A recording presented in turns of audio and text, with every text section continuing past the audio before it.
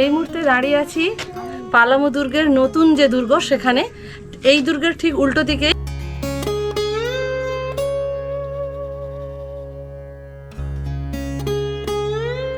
দুর্গ।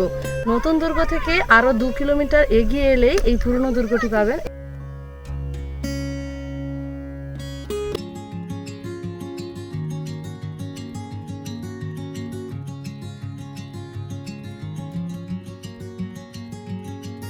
Hello friends, ফিরে এসেছি একটা নতুন ভিডিও নিয়ে। আজ আপনাদের দেখাবো এক দুর্গ, যে দুর্গে একসময় হয়তো বেজে উঠত শঙ্খধ্বনি, শোনা যেত তলোয়ারের হুঙ্কার, নর্তকীর নৃত্য, হাজারো মানুষের কোলাহল। তা আজ বহু শতকের ইতিহাস বুকে নিয়ে ক্রমশ ধ্বংসের পথে। আমরা রাঁচি থেকে NH-39 ধরে পালামু ফোর্ট এসেছি। NH-39 থেকে ডান দিকে 5 কিলোমিটার গেলেই এই পালামু ফোর্ট। এই যে সুন্দর রাস্তাটি দেখছেন, এটি ফোর্ট পর্যন্ত বিস্তৃত, আর এই রাস্তা এখানেই শেষ। পালামুতে আসলে দুটি দুর্গ আছে, একটি নতুন, একটি পুরনো। দুটি মধ্যযুগের চেরো রাজবংশের আমলে বানানো। দুটি দুর্গই সংস্কার করেছিলেন চেরো রাজবংশের সবচেয়ে খ্যাতনামা শাসক মেদিনী রায়, যার নামে বর্তমান ডাল্টনগঞ্জের নামকরণ হয়েছে মেদিনীনগর। মুঘল শাসকদের সঙ্গে এবং পরবর্তীকালে ইংরেজদের সাথেও বহুবার যুদ্ধ বিগ্রহে জড়িয়ে পড়েন চেরোরা। কখনো হেরে পালিয়ে যেতে বাধ্য হন, আবার কখনো দুর্বলতার সুযোগ নিয়ে মুঘলদের তাড়িয়ে দুর্গ পুনরুদ্ধার করেন। বহু রক্তক্ষয়ী সংগ্রামের সাক্ষী এই দুর্গ। পালামু ফোর্ট যাওয়ার পথে প্রথমেই পড়বে নতুন দুর্গটি।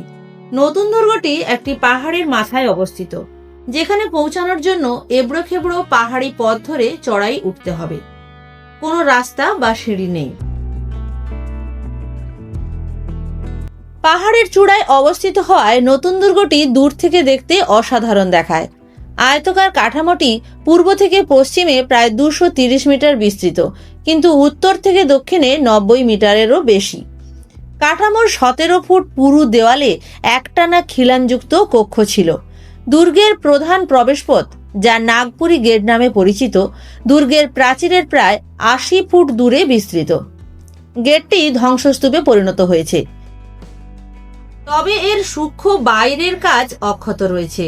এতে আরবীয় নকশা রয়েছে, যা জাহাঙ্গীরের রাজত্বকালে মুঘল স্থাপত্যের সূক্ষ্ম কারিগরি এবং সাধারণ বৈশিষ্ট্যগুলি প্রদর্শন করে, যা পারস্য শৈলীর।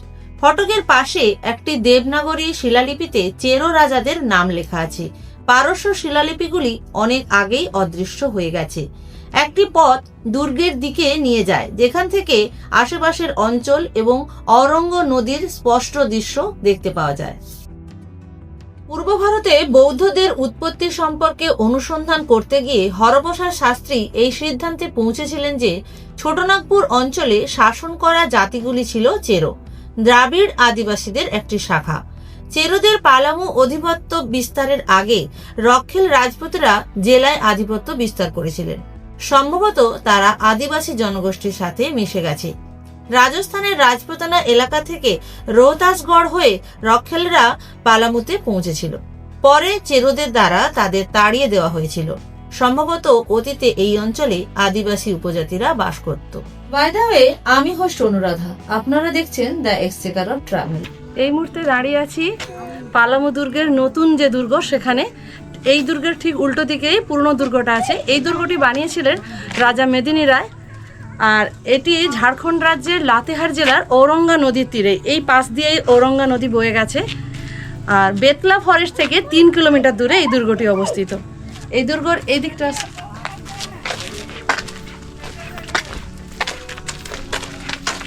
এখানে দেখুন, এইরকম এই দুর্গে এরকম ঘুরে 4টে এরকম গর্ত করা আছে, যার নিচে ফেলে দিলে বোধহয় এটা মেরে ফেলে দেওয়া হতো। এখানে ফেলে দিলে কিন্তু আর বেরোনোর কোনো রাস্তা নেই।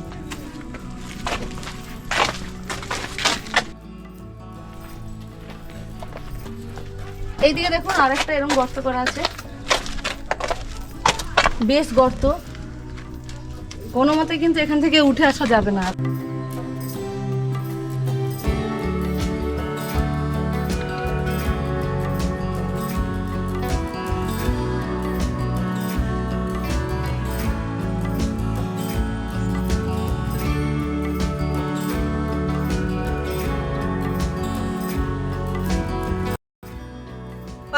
পালামুট হলো ঝাড়খণ্ডের দুটি গুরুত্বপূর্ণ দুর্গ, একটি নতুন দুর্গ আর একটি পুরনো দুর্গ। আমরা নতুন দুর্গ দেখার পর এখন চলে এসেছি পুরনো দুর্গ দেখতে। মুঘল আমলে চেরো রাজবংশ দ্বারা নির্মিত, বিশেষত মেদিনী রায় ও প্রতাপ রায়ের আমলে। এর ইতিহাস ও স্থাপত্য, বীরত্ব ও প্রকৃতির প্রভাব স্পষ্ট, যা আজও ঘন জঙ্গলের মধ্যে দাঁড়িয়ে আছে। এটি ভারতের ঐতিহাসিক স্থাপত্যের এক গুরুত্বপূর্ণ নিদর্শন। পুরনো দুর্গটি পূর্ব থেকে পশ্চিমে প্রায় 200 মিটার এবং উত্তর থেকে দক্ষিণে প্রায় 140 মিটার বিস্তৃত, যার 25 ফুট উঁচু দেওয়াল প্রায় 7 ফুট পুরু। বেশিরভাগ পর্যটক যান পুরনো ফোর্টে, যার কিছু অংশ এখনো টিকে আছে। দুর্গে ছিল একাধিক প্রবেশদ্বার, জরাজীর্ণ অবস্থায় হলেও মুখ্য প্রবেশদ্বারটি এখনো আছে। এরপর আরো অন্তত 2টি গেট পেরিয়ে ভাঙা সিঁড়ি চোখে পড়বে। সিঁড়ি দিয়ে কিছুটা উপরে উঠলেই রাজপ্রাসাদের ধ্বংসাবশেষ দেখা যায়।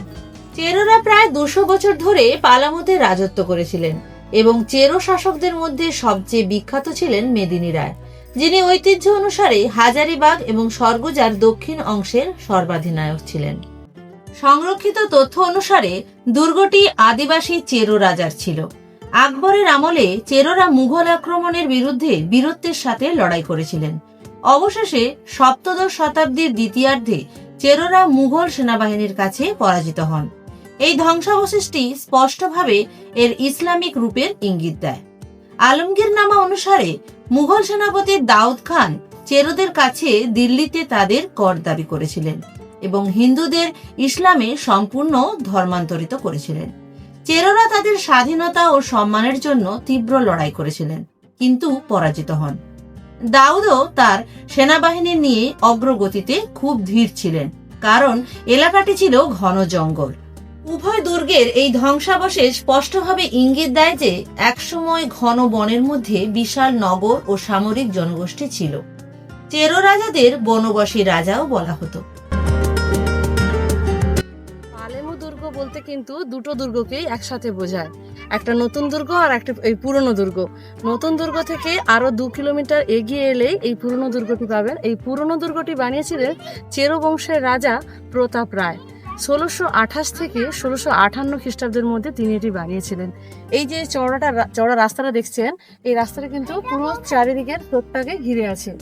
এই রাস্তাটাই প্রমাণ দেয় যে এখানে কিন্তু একসময় ঘোড়সওয়ারি হতো। মেদিনী রায় 1600 শতকের গোড়ার দিকে সিংহাসনে আরোহণ করেন এবং রাজ্যের শান্তি ও সমৃদ্ধি আনার জন্য তাকে কৃতিত্ব দেওয়া হয়। যখন একজন দক্ষ শাসক মারা যান, তখন পুরো রাজবংশ ভেঙে পড়ে, যা স্পষ্ট ছিল রাজা মেদিনী রায়ের মৃত্যুর পর ক্ষমতার দ্বন্দ্ব এবং শাসক পরিবারের মধ্যে দ্বন্দ্বের কারণে। প্রশাসন ধীরে ধীরে এবং পরোক্ষভাবে বিভিন্ন মন্ত্রী এবং উপদেষ্টাদের হাতে চলে যায়, যারা রাজবংশের চেয়ে ব্যক্তিগত লাভের জন্য চালিত। প্রকৃত বিশ্বাসঘাতক কারা ছিল তা নির্ধারণ করা কঠিন, তবে রাজবংশ বিতর্কের সাথে লড়াই করছিল এবং কোনো প্রকৃত সাফল্যের অভাব ছিল। এই সংঘর্ষ বছরের পর বছর ধরে চলতে থাকে, যতক্ষণ না 1800 শতকে ব্রিটিশরা আক্রমণ করে এবং ক্ষমতা দখল করে। এবার বলি পালামু ফোর্ট আসবেন কিভাবে। আমরা কোলাঘাট থেকে যাত্রা শুরু করেছিলাম। অন রোড আমরা নিজেদের গাড়ি করে কোলাঘাট, খড়গপুর, জামশেদপুর, রাঁচি হয়ে বেতলা জঙ্গল সাফারি করে পালামু ফোর্ট এসেছি। দূরত্ব 500 কিলোমিটার, সময় লেগেছিল 11 ঘন্টা মতো। আপনারা চাইলে বেতলা জঙ্গল সাফারি করে পালামু আসতে পারেন।